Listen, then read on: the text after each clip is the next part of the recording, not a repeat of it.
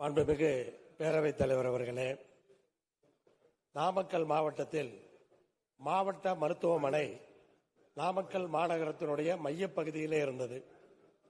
அங்கு மருத்துவக் கல்லூரி வந்தவுடன் அந்த மாவட்ட மருத்துவமனை மூடப்பட்டது.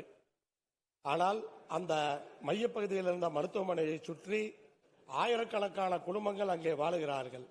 இப்போது அவசரமாக ஏதாவது தேவை என்று சொன்னால் அவர்கள் மருத்துவக் கல்லூரிக்கு வர வேண்டிய அவசியம் இருக்கிறது. அது கடம்பூர் ராஜுக்கு பிபி இல்ல, அதுக்கு ஏன் கட்டிட்டு இருக்க கொண்டு வந்து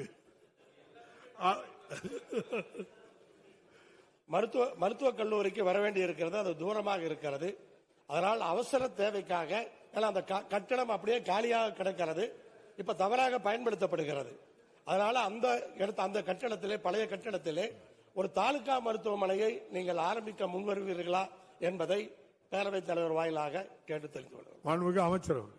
மாண்புமிகு பேரவைத் தலைவர் அவர்களே, நாமக்கல் மாவட்ட அரசு மருத்துவமனை என்பது ஏற்கனவே அமையப்பட்டிருக்கிறது. அவர் சொன்னதை போல இந்த வட்டார மருத்துவமனை என்பது இப்போது ஒரு சித்த மருத்துவ கல்லூரி அமைப்பதற்குரிய நடவடிக்கைகள் எடுக்கப்பட்டு மாண்புமிகு தமிழ்நாட்டின் முதலமைச்சர் வழிகாட்டுதலோடு அனைத்து பணியாளர்களும் கூட நியமன பணிகள் இந்த வாரம் நடைபெற்றுக் கொண்டிருக்கிறது. மிக விரைவில் மாண்புமிகு தமிழ்நாட்டின் முதலமைச்சர் அவர்கள் காணொலி வாயிலாக நாமக்கல் மாவட்டத்தில் ஒரு சித்த மருத்துவ கல்லூரியில் விரைவில் திறக்கவிருக்கிறார். எனவே அந்த கட்டிடம் என்பது மருத்துவத்துறையின் பயன்பாட்டிற்காக சிறப்பாக வரவிருக்கிறது என்பதை மாண்புமிகு மன்ற உறுப்பினருக்கு தெரிவித்தார்.